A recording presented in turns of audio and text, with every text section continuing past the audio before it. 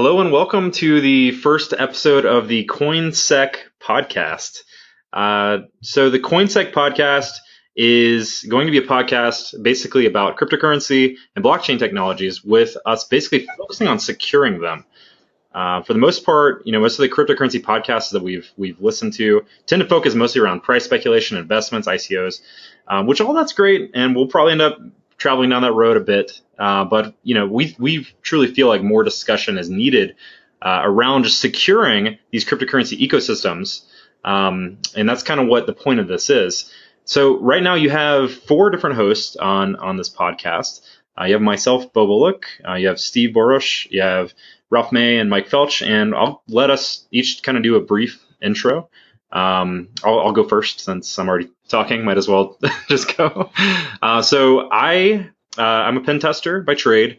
I got into cryptocurrency back in 2013. I actually met Ralph at the very first Bitcoin meetup in Tampa. There was only four of us. And, ever since then, I've been doing mining, investing here and there, and have, obviously since I work in the InfoSec industry, feel like there's definitely a need for securing these as well. I'll kick it over to Steve. Hi, thanks. I'm a red teamer, pen tester, blogger, prior Army infantryman. Kind of what got me into InfoSec in the first place was like cracking hashes and passwords and stuff like that. So naturally, my interest peaked when I kind of started hearing about the mining thing. I've been doing it off and on as I've moved about, but really took an interest in it this last year. And not only that, but like how to secure networks from attacks based around cryptocurrency miners and ransomware and stuff like that. So that's enough about me. Ralph? Yeah, thanks. So like Bo was saying, I got into this a while ago. We met at that first Bitcoin meetup. Kind of been doing it ever since. Red teamer as well. And as far as the security side of this, I think we're going to see more and more of cryptocurrencies and security issues and just the whole idea around cryptocurrencies and the blockchain, right? I think that this whole podcast can kind of fill the niche from the security side more than just hey, how much does it cost? But yeah, that's me kind of in a nutshell. Mike? Cool. So Mike Felch, you say already on Twitter. I'm a red teamer pen tester as well. Have a little bit of a security research background, and so I'm pretty good at breaking things, not really good at building things. So I have an interest in kind of examining some of the technologies behind the cryptocurrency technologies and kind of digging in and uncovering vulnerabilities, especially within the last year. I kind of got introduced to cryptocurrencies back when Mt. Gox had a bunch of Bitcoins come up missing, and looked into kind of some of that, read some of those Reddit threads on the cross-site request forgeries, and just seeing really fundamentally how things were broken because of the fast-paced move to kind of get into the industry. I haven't really dabbled it too much over the years up until recently with all the other new currencies kind of popping up. So just kind of interested in focusing some of my efforts on the research side. Awesome. Thanks, Mike. So to give you, I guess, a quick overview of kind of what we're going to do on this show, we're going to run through a few different topics. Mainly, we're going to focus around security, but like I said, we're going to probably go off-road a little bit, talk about mining, talk about trading, maybe talk about some of the values and the different currencies.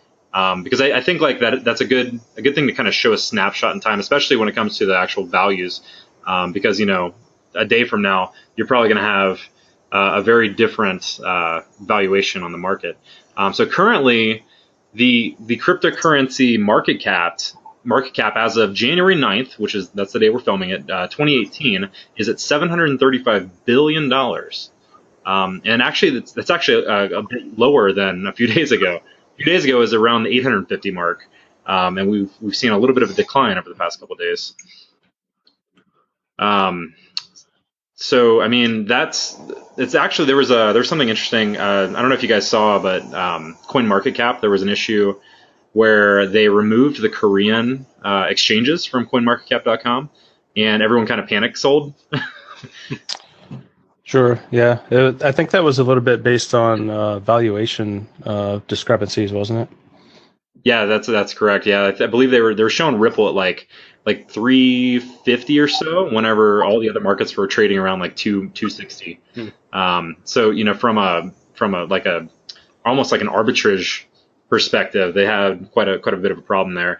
And so what they ended up doing is just like removing the Korean markets completely from CoinMarketCap, which caused a spike, and it looked like basically like just millions of dollars got dumped out of the market quickly. Right. That kind of brings out, some of the major players in the industry and how they affect the market, right? Absolutely. So Bitcoin's sitting at $14,844. Ethereum's at $1,200. Ripple's at $224. Yeah, I mean it's been an interesting kind of alt season this past. Sure. If you look at those three, the kind of outlier that you see, the difference is that Ethereum has been climbing while Bitcoin and Ripple have been declining over the last couple of days, which is interesting. And I wonder if that has anything to do with network transaction fees and congestion. I know Bitcoin has been going through a lot of woes lately, which might be driving that price down. Yeah, I would agree with that. I mean, we saw traditionally, I think you typically see the prices of Bitcoin and Ethereum kind of going up and down together, but like to see Ethereum stay steady when you see Bitcoin declining is definitely an interesting thing. We saw that with Ripple about a couple weeks ago, where it hit its all-time high, which was definitely interesting to watch. Like to see like most of the altcoins typically kind of follow Bitcoin's track for the most part. Sure. Yeah, I think we've seen a lot of coins kind of, the altcoins especially kind of running their own races recently as Bitcoin has grown so big. So I don't know, we might continue to see some more of that, especially with the Ripple stuff. I mean, with the market cap so high there, and it's passing Ethereum as far as total market cap is pretty interesting. But yeah, absolutely. We saw Tron run up super quick. Like Tron, I don't believe they even have like a fully functional platform yet, and they made it to the top 10. What is Tron? Sorry, they pop up weeds, dude. So it's supposed to be like an entertainment token for I guess those who want to like sell their product without having to worry about like dealing with like royalty companies and stuff. From what I understand. I got you. It's almost like Kodak just announced today that they got their coin going on, right? Or they're going to make a coin to sell photos. Interesting, like a whole platform system. Well, it's interesting. It's interesting to see these companies and stuff come out with their own coins, and I think it was like Burger King came out with their own in Russia or whatever. But I think what's really going to shoot this market up and really open some eyes is when a country other than Venezuela really adopts a cryptocurrency as a national sort of currency, as an adopted national currency. Maybe not the main currency, but something that's widely used and supported by the government. I think that's really what's going to change the face of the market in the future. We'll see how Venezuela does with theirs, but I don't have very high hopes of that. I mean, they don't have much to back that, not even hope. A couple of years ago, Canada had something like that. It was the mint chip, and they had like a 500 people that they would submit it to, and they were trying to get it to spin up technologies around their new currency, their digital currency. So they issued like these real small SD cards that had some sort of internal processor for the like a coprocessor, and they kind of sent them to the 500. I have a couple of them. I was one of the ones that got selected.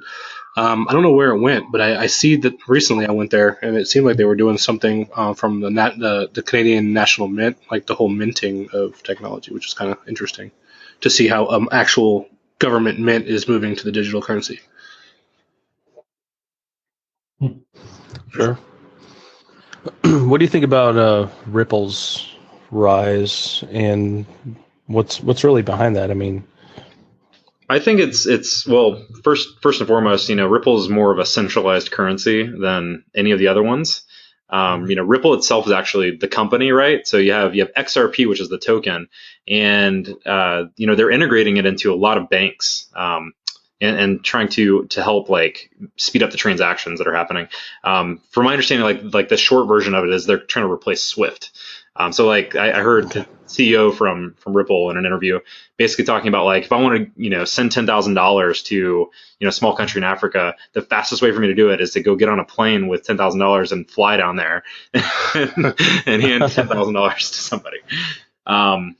So I think like they've honestly been hitting the Japanese markets pretty hard, from what I understand. A few of the banks there. And I believe American Express integrated them recently as well. Okay. Yeah, that'll be interesting to see then the competition in Japan between Monocoin or Monocoin, sorry. Mm-hmm. The thing to always kind of consider with Ripple, though, is they do hold like billions of their own tokens. And so like there's always been like the argument that potentially they could completely ruin the market if they wanted to. Like artificially inflated, yeah, or something exactly. like that. I mean, they've come out and said against that, but there's always the possibility there, I guess. I almost think that's kind of the way with any real coin launch, ICO launch. I mean, they hold on to a lot of those initial coins. That's true. That's true. So I guess let's go ahead and move on to the weekly coin security news. So in the last week or so, we've seen a few different interesting articles, and that's kind of what this section's about, is we're going to just talk about a few things we saw. One of the things was there was a critical vulnerability in the Electrum wallet, which basically allowed access to the coins over a default RPC server. So, I mean, guys, I know all of you saw this. What do you guys think about this vulnerability? Well, first of all, I love when Tavis says, well, I'm not an expert on this, but yeah, something is coming, and whoever he's directing this towards should be listening. So it's just fun to see Tavis tweet about stuff, and it's really fun to see the crossover in the InfoSec community to the blockchain and stuff, which is kind of the whole reason behind the show, right? Mm-hmm. Is see how do we integrate all this stuff, and how do we deal with the emerging threats that are in the environment? And Tavis is kind of leading the charge as far as the research is concerned. So it's good to see that. And that was my initial take, was just, I'm happy to see somebody in our InfoSec industry actually taking on this new dilemma that we have and tackling it head on. So I'm happy to see, sad to see the vuln, but happy to see that it's actually coming from our industry and people are getting aware of it. And the other thing that's really interesting about it too is that it was actually an issue that was opened up like a month earlier, and then Tavis piped in and it was fixed in like a matter of hours, right? Yeah. Right. He speaks softly, but he carries a big stick. Yes, exactly. It was also really interesting when he brought this out and talked about it, and kind of like the blowback people were giving, the blame game that started happening, with why it was there and stuff. It was kind of, the facts are the facts. And when he says it, we got to fix it right away. But before then, this had been an issue for like a year, I think. Quote me on that. But it had already been reported in the GitHub. So, that is good. I mean, I actually agree that, somebody, the security, industry looking at some of these things and some of the bigger heavy hitters, evaluating how these networks work and, pointing out, hey, there could be a lot of money missing for somebody if they're not careful. Yeah, I mean, we need to, as a community, continue to do that. And, cryptocurrencies and the blockchain technologies in general, they need to heed some of these security advices, or they're going to end up, really paying the piper. So. And I think the just the discussion around wallets in general, we'll probably end up touching on another episode, because I mean, one of the things like we kind of plan on doing is helping people who listen to us secure their stuff, and that's a huge discussion of its own. Like, I mean, Electrum is a third-party wallet you would download and install and use to hold your coins. or your private keys.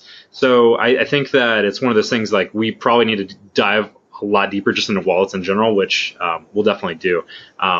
But for this particular vulnerability, they tried to fix it. It was 3.04 of Electrum, and then apparently that was an incomplete fix, so they had to actually implement another version. So 3.05 is if you're running Electrum, you need to upgrade to 3.05. Yeah, I think that definitely involves some other currencies wallets as well. All right, Steve, you wanted to talk about malware authors moving to Monero as a form of payment. You want to touch on that? Yeah, sure. So I think we've kind of seen in the past a lot of drive-by malware or droppers that drop stuff that encrypt your hard drive or your sensitive documents and then request payment in Bitcoin. And it's just interesting to see a kind of trend of that. Actually, a couple trends in this, but the first one being that people of malicious intent are switching to other currencies instead of Bitcoin, as they find that Bitcoin isn't as anonymous as they once believed it was. So they're moving to things like Monero, and Verge, and yep. So things with things with other cryptocurrencies that maybe provide them with a little more anonymity. And some things that drove this, I think, were we saw the mining malware that hits a Russian pipeline. That was mining Monero. And there's some other ones that have demand Monero payment, the Kirk ransomware instead of Bitcoin. So it's interesting to see why this is happening. And also from this, we kind of see that people are going from demanding ransomware to now that you can CPU mine things like XMR, Monero and Electroneum and stuff like that, kryptonite algorithms. It becomes more of a fact that these adversaries want to use your processing power than to maybe encrypt all your stuff and be loud. Maybe they can get away with more if they just, have a browser hook that's got you mining something in the background that you don't know. So it's changing the way, it's changing the way the actors are coming at us. We just saw that article recently where at Starbucks, and where was that? Brazil or Starbucks? Yeah, it's another country now. It's in another country, but basically the Wi-Fi at the Starbucks, when you connect to the captive portal, actually injected the CoinHive miner into your browser. Nice. So so I mean, it's a new landscape. So what do we do? And what do we tell our clients from a security perspective what to watch out for? Definitely a good question. That's true. But then you also have kind of the new blogger or the bloggers that are moving to like using CoinHive as a means instead of having ads. They're using CoinHive to kind of mine as a way for providing free content. So now you have the middle ground there. It's like the ad block. Yeah, if you ask for permission, sure, and the person, the client allows permission to mine on their system, I think that's a definite legit way to go about it. But we're talking about adversaries who are doing either drive-by attacks and dropping malware on the systems, or doing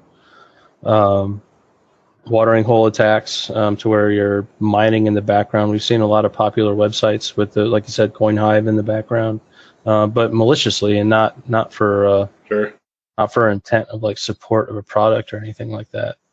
I mean, this is a monetization model, just like ads were at one point. And, of course, some bad actors are going to take on to that and roll with it. I mean, I absolutely agree with you, though.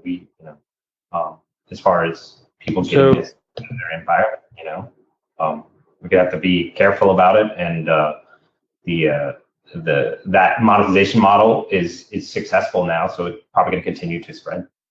Right. So instead of things like EDR of some sort that detects fast file writes and then can block a ransomware attack, and now we're thinking of how do we block mining on our network that's destroying our bandwidth and our CPU time and utilization and stuff like that for our users if we've got something widespread. So with browser-wise in the network, do we have to now install like NoScript or something like that on all of our systems? So I guess I'm not familiar enough with how CoinHive and like how the Monero mining actually functions, but like, is there a way to just straight up block like the Stratum connections? I mean, I would imagine like most of them are using like your typical like Stratum connection, right? It's funny you said that because I actually did a poll on Twitter this last week on exactly that. Let me get my results real quick while you guys discuss that. But I think there is a way to do that. Nice. Is there a way to host like your Stratum server over just like straight up HTTPS? So like yes, some pools do allow SSL connections. Some don't. I do run a pool, and the software that we use does not support SSL. So yeah, all of it has to come over the Stratum TCP connection. So it makes you wonder if some of them do, some of them don't. Malware authors are writing just straight up typical SSL connections over 443. Yeah. And mining over typical web traffic. Because that'd probably go a little bit less noticed than an organization. So the other thing to kind of like I've been wondering about with the recent advances and how they're using Monero more than Bitcoin now. Like, and the thing that comes to my mind is like, does that in itself, is that industry, the malware and the malicious intent of using like Monero or mining Monero, is that going to actually affect the price of Monero? Is that something like as an investor, would you think that like, because the bad guys are using Monero as their default now, is that going to drive the price up? This is Steve. I think it actually does drive the price up because they are going to these currency exchanges and cashing them out somehow. And by cashing out or moving from one exchange, from one currency to another, as they typically do, they're inherently driving the price up because they're selling it at higher and higher prices just to get rid of it and fund whatever they're funding. I can't imagine a lot of these malware authors have a hold mentality. I think they want their money and they want it pretty quickly. Mm-hmm. I mean, any currency that can't be used for illicit activities is probably not going to be, the preferred one. I mean, I hate to say it, but if it has a perfect light, where no illegal activity could ever be used with this currency, then it's probably not going to be the chosen one. It's the reality of kind of how this all works. But I mean, to answer your question, yeah, I think that the more that it gets used, the more the value, right? Because the value is how useful it is as a form of payment, right? More than it is like a speculative thing, and that'll continue to increase the value. So I agree. Yeah, I think so. I think that's kind of what's driven Bitcoin's price up as of the last year is usability, Newegg and Overstock.com and other places like that. So I think as you see, and you can almost kind of speculate some of these prices of these alternate coins to go up as they're adopted on financial institutions and stuff like that. So we were talking about last week. Mm-hmm. We were talking about the adoption, driving it up, and wondering if you're able to kind of pick up signals of new top websites that are actually supporting or carrying it now. Is that going to be a good signal to show when currency might spike? I think we all know what the current standard for the industry is as far as signals go. McAfee tweets. Oh yeah. Yep. Got to watch for that coin of the week, man. Yep. You gotta script that out in PowerShell or something. Somebody does. And immediately buy. Yeah, actually, so a lot of I saw some people actually talking about doing that exact thing, and then he came back, well, I'm gonna just start messing with people, and then so like I don't want to actually get into like the speculation about whether this was actually true or not, but then he got allegedly hacked, and there was like Twitter 10 coin of the day tweets in a row. Yeah. And that totally screwed with all the people who scripted it out. Yeah. Sure. And actually that brings up a great point about some of this like automation for like trading, and how that can really bite you in the butt depending on where that information is coming from, right? That's the it better not be coming from exactly this last they'll just drop Ripple trading. If you were doing trading on Ripple and you were basing it on that South Korean market, Yep, exactly. You were screwed. Yeah, now you have a bad day. Sell. Yeah. Exactly. Gotta be careful. And that also comes down really, I think, to like one of the security sides of this is that the market manipulation, right? The ability for somebody to maybe take control of some system or to manipulate the market is going to continue to be part of. Absolutely. We saw that in June. I think it was June or July. China had this like freak ban on some of the exchanges or some of the ICOs coming out, and that tanked Bitcoin for like a good 3 or 4 days. And again, that's just market manipulation, just based on speculation. Everybody thought that China was going to pull Bitcoin from all the exchanges in China, and that would have totally, lost a ton of the market value. And it was just speculation, and the price dropped dramatically. Of course, it's since rebound, but you can just see that happening more often. Yeah, I think China's banned Bitcoin 3 times now. It's like a running joke for how to buy low and sell high. I don't understand.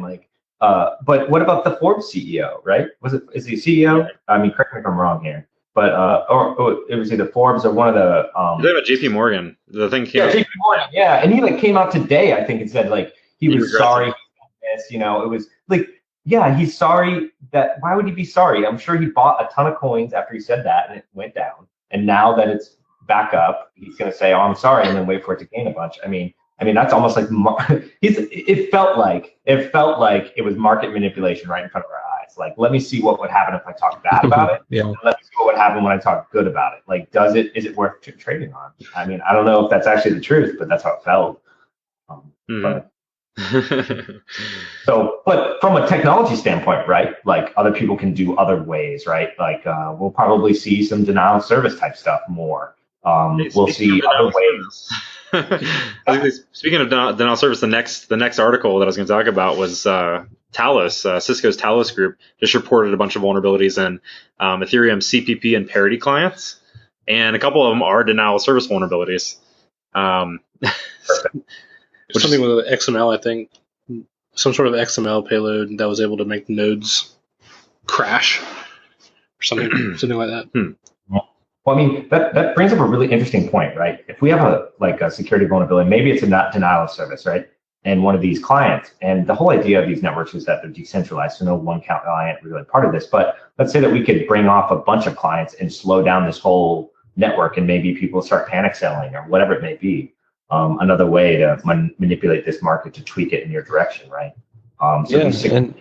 Great think control. about you do that to a country like Venezuela that adopts that as like one of their main currencies, and people are using that to live, eat, and get water and stuff like that. You could totally destroy a country based on currency manipulation in the future, the way this stuff is going.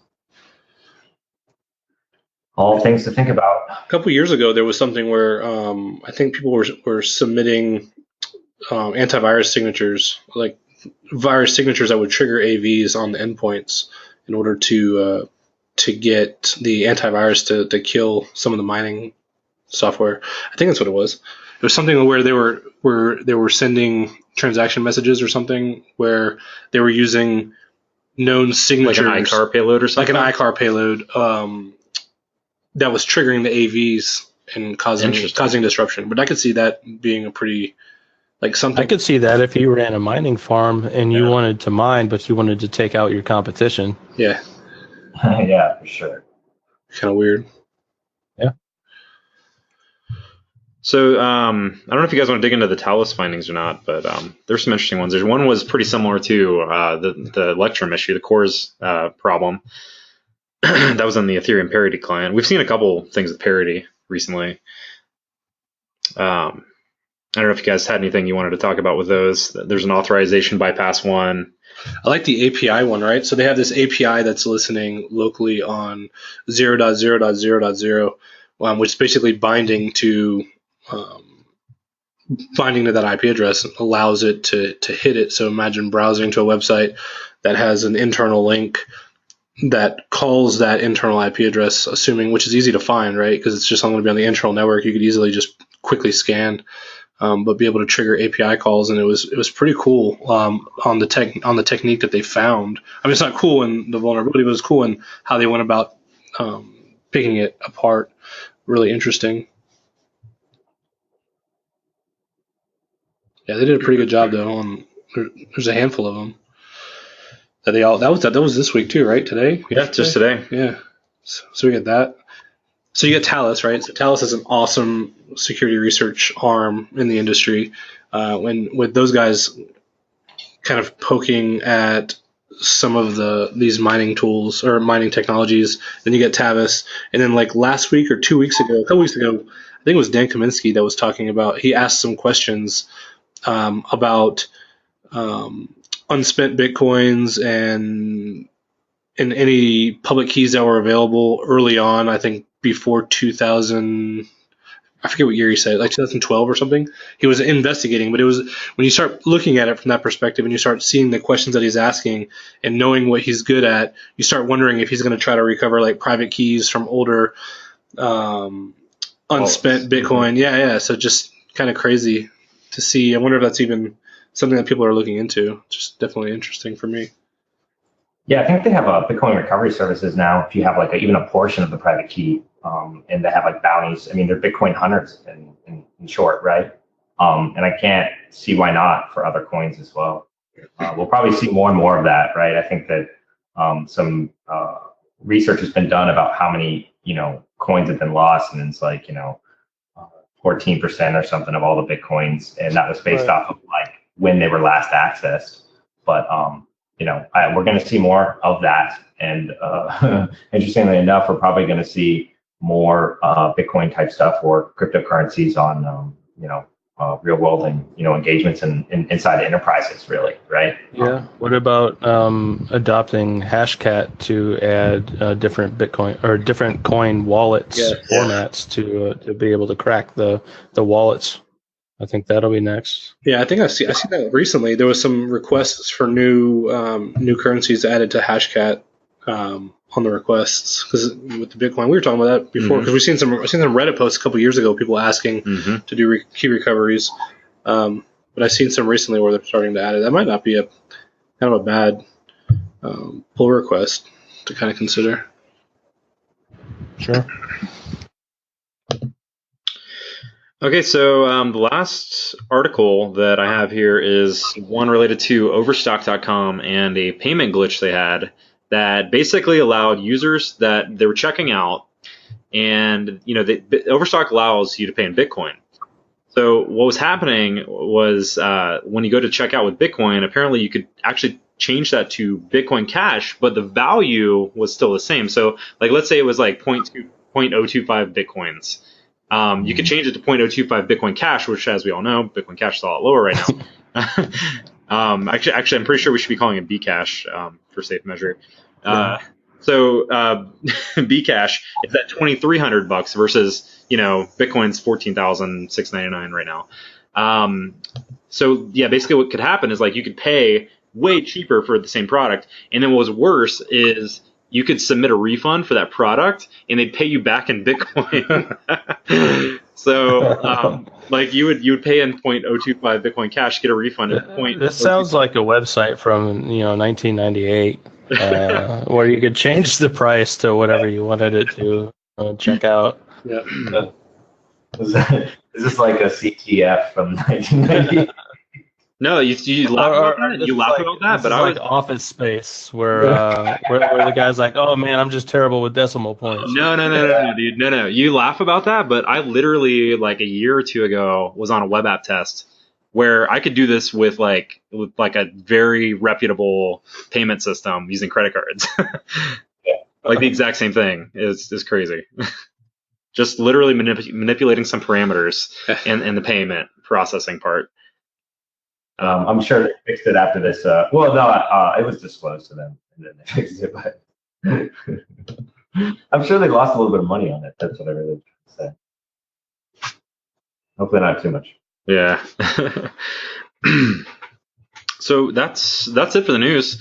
One of the things that we had talked about doing on this show is kind of going through almost like a deep dive of some specific technology related to cryptocurrency, blockchains, maybe like a specific coin or an ICO, maybe just like kind of going through like a white paper, or just, kind of tear down a specific thing, just to kind of give you an idea of what we think from a security perspective.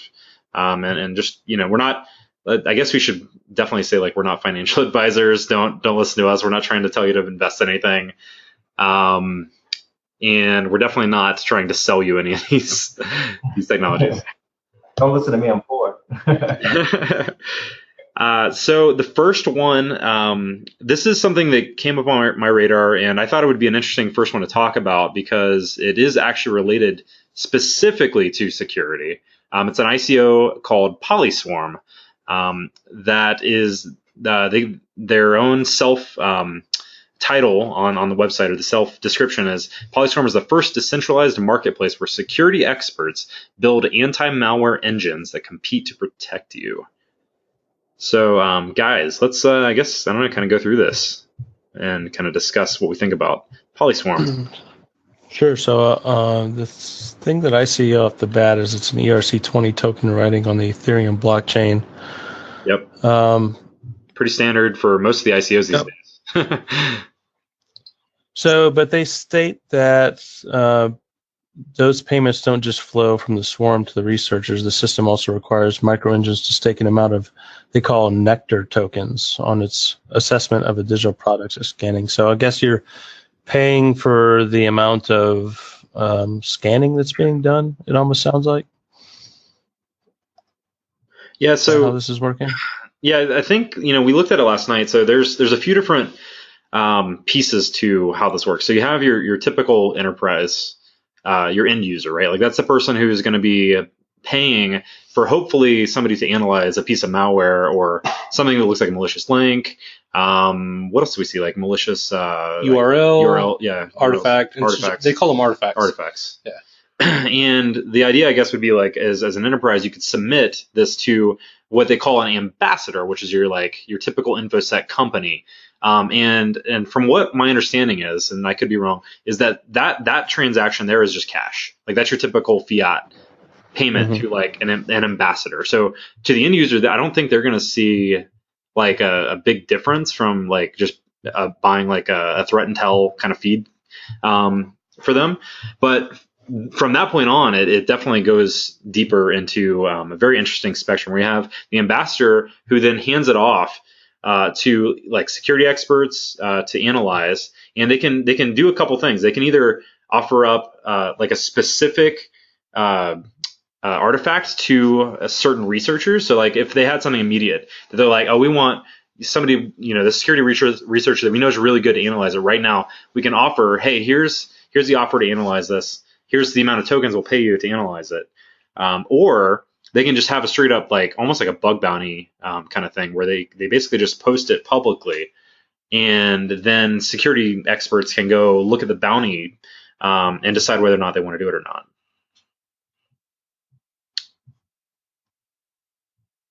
Yeah, it's a pretty good idea. I like the idea from the security expert perspective because I think there's a lot of cool things that we could do from an automation perspective that we do kind of already that we could integrate just from the technology perspective. I mean, I'm not sure how the artifacts exactly work, but I could easily see people spinning up like Haku sandboxes or some malware reversers grabbing certain types of binaries. And then if they do provide a accurate response, then they can get paid. If they submit a response that's wrong or outside the time window, I think is what it is, then they don't get paid. The part that I'm a little confused on that I want to look more into is there's this thing they call ground truth, which is how they're verifying the accuracy from the security experts back to the ambassadors on whether or not it satisfies the initial request. So I'd like to look more into that. But I think this could be a pretty good thing, especially from the perspective of there's so many different threat feeds and everybody has threat intel. And it's like it was the buzzword at all the conferences for like the last 10 years, it seems like.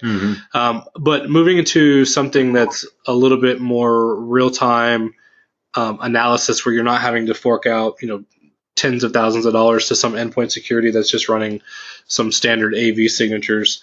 I think this could be pretty cool, especially if we could move into, instead of looking at it from like an AV signature perspective, do like a behavior analysis, like on MITRE's attack platform or something similar where you have some sort of endpoint security. Ooh, I like that idea. That's looking at it from the behavior perspective. You see PowerShell running, or you see install util 32 running, or reg server 32, and all these are really suspicious.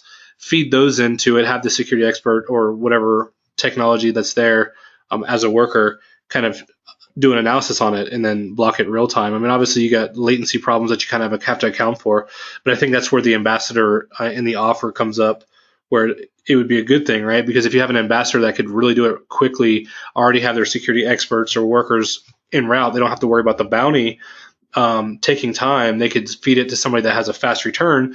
And then obviously as they're doing it, security experts are going to get a better reputation at being able to be responsive and their accuracy. And I don't know, this is just pretty attractive to me. I mean, I'm not big on the threat intel side, but I could see how this same platform could be bent to do different types of offerings. I could totally see like HackerOne or a BugCrowd picking it up as kind of like a payment platform. It's exactly for research. Last night, I said exactly the same thing last night. It's so funny. Yeah, it'd be really good. Yeah, I mean, smart contracts open up a whole new opportunity to kind of, honestly, it's really designed to kind of cut out the middleman, make the system part of that. But the idea would be really that maybe you could spin up human assets faster and be able to pull in that data quicker than maybe a SOC could do, right? Because they're limited at resources and with how many clients they may have, whereas this, it can spin up more resources to fill that need on demand, and the coin, right, is a way of facilitating the transfer of payment quickly and, to make this kind of like reactive. So it can be pretty interesting. Yeah. Yeah, so their ICO is scheduled to start, it looks like February 6th, I think. Let me double check that real quick. Token sale, anyway. Yep, so it starts February 6th. Their team looks pretty good. I like that they have Dan Guido on the advisory board. Been a fan of his for a while, so definitely interested in checking it out. But again, I'm not trying to sell anything, but it is a security token, which is kind of cool, Like we don't see too many of those. Yeah. I mean, we also, they got to deliver on the product. A lot of ICOs out there. True. But, that's always like the one thing, right? You're kind of selling the idea, and hopefully you get the kind of interest, right, via the public to fund it. So, I mean, I hope it does work out for them. They did drop a GitHub repo with some open source already. I haven't stepped through it. We looked at it yesterday. It looked like it was written in Go. So it has to be good then, right? I'm a Go fan. That's kind of what I'm dreading. I'm not a Go fan right now. I haven't been sold. Okay. It's fine, man. You'll figure it out. That's funny. Cool. So I guess this is a point where we can move on to the next section, which Steve wanted to talk about kind of getting involved and how to start getting into an exchange. Like, for those of you who are listening to this and you haven't actually gotten involved to cryptocurrency yet, sometimes that can seem kind of tedious to maybe kind of step your foot into like getting into an exchange. But I'll let Steve kind of take it away. Yeah, and I just want to kind of bring it up for discussion as our first episode, kind of like where do you start as someone looking to get into the cryptocurrency space? How do you perceive it? Not everybody is able to mine it. Not everybody can probably trade it actively. Maybe they're too busy, but where do you start off at, and getting the information you need, I should say, and getting to the right exchange that's for you. So we have like hardware wallets, we have exchanges where we can trade, we can open mobile wallets now on some stuff.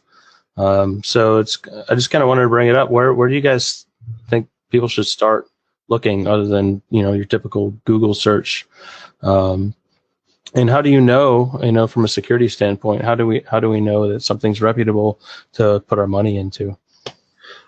That was actually That was my very question originally. Was my concern was everything that I've known so far, just from the technology's perspective, has always been from the security side, and usually that's not good, right? So it's the Mount Goxes, it's these stories that made headlines over the years.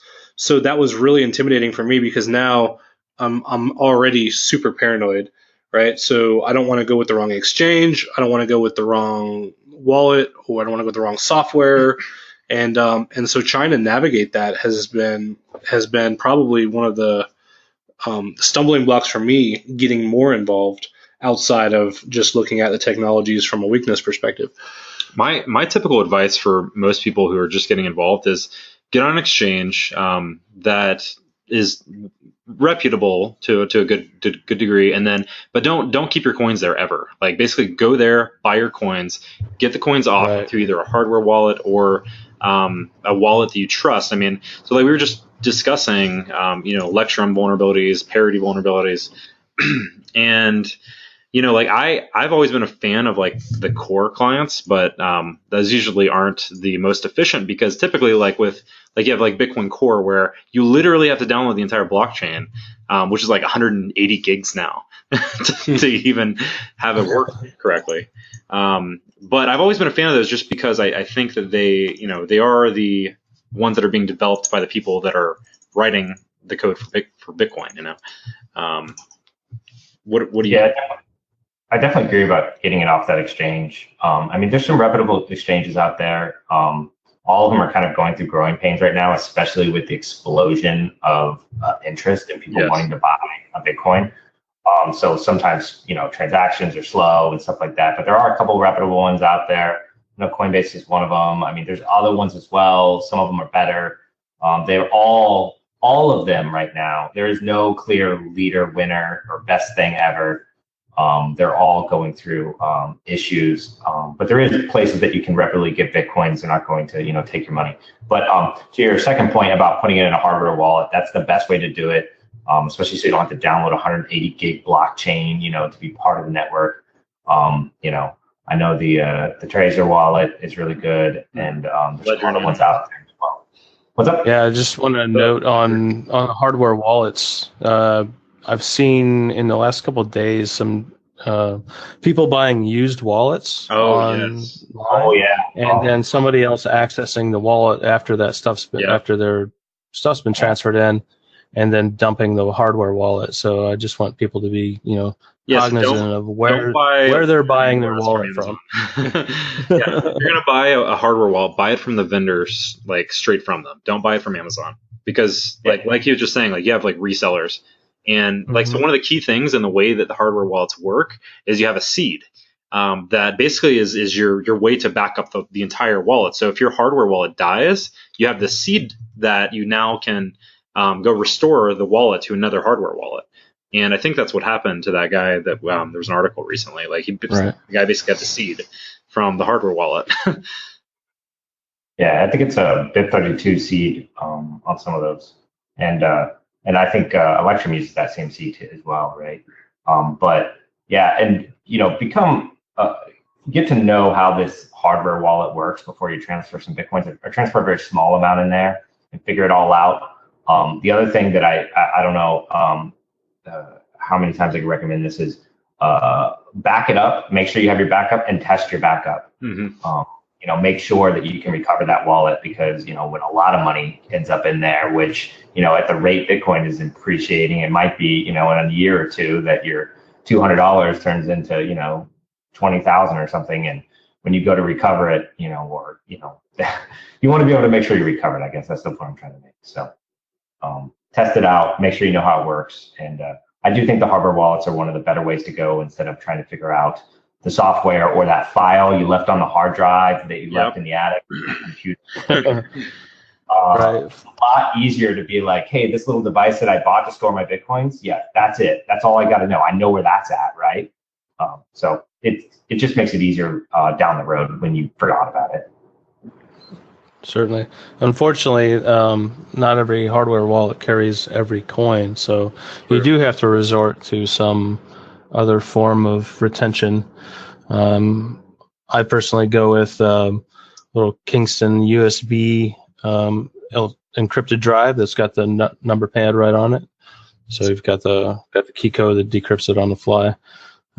As like my secondary wallet, but everybody does their own. But I think based off of what Bo said for this little bit of a segment is that you don't want to keep it on any of these exchanges for longer than you have to. So pick an exchange that's kind of best for whatever coin you've been researching and buy and sell on there. I think in the future we'll go and actually do some deep dives and maybe some walking around some of the features and functionality of the different exchanges, and kind of get to see the differences between some of them. And you'll see that they're not all bred of the same material. And there are some out there that are reputable. I know like Gemini has, they're an actual company that's regulated by their state. So they've gone a step above, but Coinbase is a registered U.S. company and stuff like that. So there are some that you said that you can look above other than others, but the point being is right now at the infancy of where we're at in the game, you kind of have to pick whatever is best for the coin that you want to transfer and kind of go with that and try to keep your stuff offline as much as possible. Absolutely. And to one of the points Ralph made earlier with the explosion of new people coming in, we're seeing some exchanges that are just like turning away users at this point. Like both Binance and Bittrex, like two of the largest exchanges out there, for a while, I believe they still have it locked down where you can't actually sign up as a new user right now. And it's gotten to the point where people are actually selling their Binance accounts, like valid, verified Binance accounts on eBay for like $15,000, or at least they're trying to. They're like WoW characters. You can trade like a pro. All you do is buy my account. Yeah, I mean, I've noticed on Coinbase just seeing straight up Cloudflare. This page is not there. Just so many people trying to access their site. I mean, and it's tough. I mean, they're trying to make or be able to handle this traffic, but they don't know when the explosion is going to happen, and sometimes they're just not ready for it. So that's why there's more exchanges. Yeah, when they surprise added Bcash, they basically killed GDAX immediately. Yeah, and I think Bcash went up a bunch then too. I don't know. Yeah, it pumped to $9,000 like the day that it was added to Coinbase. Yeah, it's unbelievable some of the market manipulation that could be going on. Maybe it's innocent, maybe it's not. Who knows? But we'll probably continue to see stuff like that. So. Well, I think this has been a good first episode. I don't know. What do you guys think? Yeah. Yeah? Yeah. Cool. So, I mean, I hope whoever ends up listening to this enjoyed it too. So, this is kind of what we're going to do. If you have any suggestions, definitely shoot us an email. You can send that to info@coinsecpodcast.com. And then also follow us on Twitter @CoinSec Podcast. Thanks everyone that has joined in for this first episode, and we'll definitely try to keep them coming. Yeah. Excellent. Awesome. Sounds good. Thanks, guys.